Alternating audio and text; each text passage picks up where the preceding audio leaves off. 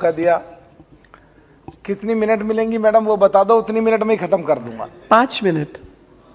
5 minute हमारे 10 MP को और 7 मिनट वालों को 45 मिनट मेरे हिसाब से। 45 मिनट किसी को वो रंजन साहब 45 मिनट करीब नहीं बोले। नहीं नहीं, चलिए साहब, वो बहुत बहुत धन्यवाद। बीजेपी का टाइम मिला। थैंक यू, बहुत बहुत आपने बोलने का मौका दिया। अभी हमारे साथी मनीष तिवारी जी, हम यूथ कांग्रेस में साथ काम किया, बोल रहे थे कि जब लॉकडाउन लगा था 4-5 दिन बाद मजदूरों को अलाउ कर दिया। मैं उसमें संशोधन करना चाहता हूं कि 4-5 दिन नहीं थे, 2 महीने के करीब बाद थे। दूसरा कहना चाहता हूं, हमारे साथी कांग्रेसी जब यहां बोलते हैं तो जो उनके प्रदेश में सरकार होती है, थोड़ा सा उनको भी देख लें जब वो बोल रहे होते हैं, क्योंकि यहां उनका बोलना कॉन्ट्राडिक्ट करता है आपस में उनकी प्रदेशों के सरकारों के लिए। पर एक बात मैं कहना चाहता हूं, अगर लॉकडाउन लगने से साथ साथ या लॉकडाउन लगने से करीब 4-5-6 दिन पहले अगर मजदूरों को जाने की इजाजत दे दी जाती तो ना भगदड़ मचती, ना मजदूर परेशान होते, ना बेरोजगार होते, ना रास्ते में मरते, सही तरीके से अपने गांव में पहुंच जाते।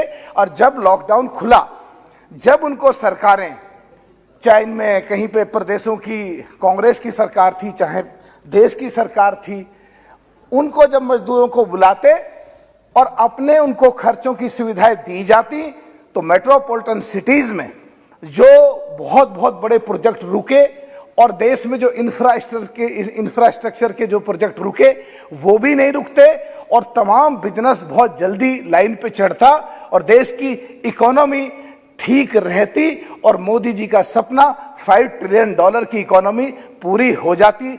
कहां कमी रही? आप लोग भी कम से कम इनमें कमियां निकालते हो, इनमें तो छोड़ दो निकालना, इनके तो अपने आप ही हो लिया काम। आप लोग भी ऐसा ठीक थोड़ा बहुत काम कर लो जो देश की जनता को ठीक तरीके से सुविधा मिल सके। दूसरा साहब एक बात और, थोड़ी देर बोल लेने दो भाई, जो 2 मिनट का टाइम मिला है, बोल लेने दो यार, बोला साहब बोल लेने दो सब। ये हाँ, बिट्टू तो बोलेगा ही सब। थैंक यू बिट्टू जी का, इसने मुझे एक बात याद दिला दी। मनीष तिवारी बहुत बढ़िया बोले कुछ बातों में, और जब वो यहीं बैठे थे तो बिट्टू ने कहा वो तो चले गए क्योंकि ये खुद तो नेता बन के बैठ गया, ये उसे भगाना ही चाहता पार्टी से भी। सब एक चीज और कहना चाहता हूं कि आजकल जितना भी ये कोरोना महामारी के बाद जो चीजें चल रही हैं कि मोदी जी ने थाली बजवाई, गलत काम करा, दीपक जलवाई, गलत काम करा। अरे मंदिर में जाते हो घंटा बजाते हैं, उसका क्या अर्थ है? फिर सुबह के टाइम मंदिर में ज्योत जलाते हैं, पूजा करते हैं, अग्नि जलाते हैं, तो उसका क्या अर्थ है? साइंटिफिक तरीके से या वैचारिक तरीके से अगर मनोबल बढ़ाने का काम कर रहे हैं तो भाई उसकी खिलाफत मत करो। हर जगह खिलाफत करना जरूरी नहीं है, सही बात का समर्थन भी करना चाहिए। साहब ये जो आज देश में अरे कांग्रेसियों रहने दो, बोल लेने दो सर।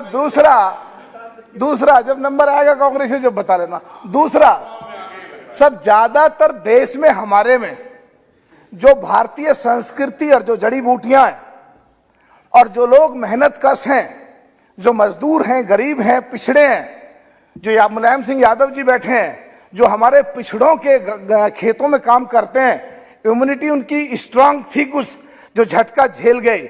और कोरोना जब आया तो अंदर उनके जो लड़ाई हुई शरीर में और खून गाढ़ा हुआ है उसके बाद, और लोगों को पता भी नहीं है, बहुत सारी मौतें कुछ हार्ट अटैक से हो रही हैं, कुछ ब्रेन हेमरेज से हो रही हैं। तो इस इंजेक्शन के साथ सरकार ऐसी भी सुविधा उपलब्ध कराए जो गांव देहात में पिछड़े, अति पिछड़े, दलित, अकलियत के लोग, जहां पे बिल्कुल उनको पता भी नहीं है हमारा कोरोना कब आया कब गया, उनको पता भी नहीं है हमारी इम्यूनिटी स्ट्रांग हुई कब हुई, जिनको पता भी नहीं है हमारा खून गाढ़ा हुआ या नहीं हुआ, तो उन लोगों की अगर टेस्ट करा करके और उनको दवाई उपलब्ध कराई जाए जिससे उन लोगों को मौत से बचाया जा सके और हमारे देश के गरीब मजदूरों की और दबे कुचले लोगों की भी रक्षा की जाए। साहब एक बात बस आधी मिनट में खत्म कर रहा हूं बात को। एक जो कोरोना के कार्यकाल में सरकार ने बहुत सारे सेक्टर्स को सुविधाएं दी, सुविधाएं उपलब्ध कराई। इसमें जो मजदूर हैं, जो गरीब हैं, उन लोगों की तरफ अकलियत के लोग हैं सोचा जाए। और जो किसान हैं, मुलायम सिंह जी हमेशा किसानों की बात कहते रहे हैं, मायावती जी हमेशा किसानों की, गरीबों की, मजदूरों की बात कहती रही हैं, उनके लिए हमेशा लड़ते रहे हैं। इन कांग्रेसियों की तरह जाके फोटो खिंचा दिया और फोटो चिपका दिया, इससे बहुत दूर रही हैं एकदम, हमेशा 100%। अच्छा, अगर देखो हंस रहे हो तो ये बताओ, क्या कभी राहुल गांधी जी बैठे हैं सदन में मेरे सामने, या प्रियंका गांधी जी बैठे हैं, कभी कहीं ऐसा हुआ है या कहीं गरीब घर में गए हो, खाना खाया हो और कहीं पे फोटो खिंचवाया हो, कहीं पे गए हो और इनका फोटो ना खिंचा हो, वास्तविकता में खबर आई हो, गए फोटो खिंचवाया और वापस आ गए? देखो भाई, देखिए भाई, शोर मचाओगे तो मैं बोलूंगा नहीं, क्या कर सकते हैं? तुम्हें देखिए, जसबीर जी, जसबीर जी, जसबीर जी, जसबीर जी, मीनाक्षी जी, जसबीर जी, ये सही कह रहे हैं। जसबीर जी, मीनाक्षी जी ये जसबीर ठीक जी, कह रहे हैं। मीनाक्षी जी, जसबीर जी, अध्यक्ष जसबीर जी, जी, प्लीज प्लीज अध्यक्ष जी, बैठिए, ये नथिंग टू विवादित गो ऑन करना रिकॉर्ड। चाहते हैं, ये विवादित please। करना चाहते हैं। असलियत में दिक्कत आप- एक है, आप खत्म कीजिए। इनके गलत नीतियों की वजह से हमारी पार्टी अस्तित्व में आई, इनकी गलत नीतियों की वजह से आप लोग छोड़िए अब अस्तित्व में इसको। आए। सब खत्म कर रहा हूं बस।